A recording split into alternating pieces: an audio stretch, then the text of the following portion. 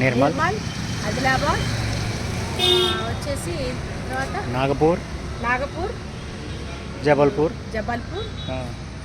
Last మరి ఇప్పుడు వచ్చింది ఎక్కడ దామోలో స్టే చేశాను.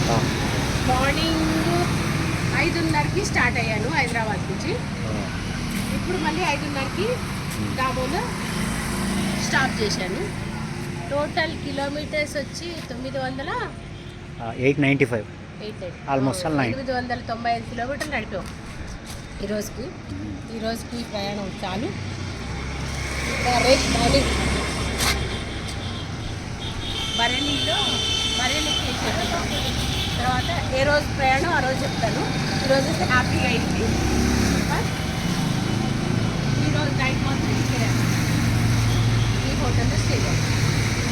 2000 హోటల్కి చాలా తక్కువ కాస్ట్లో వచ్చింది మనకి.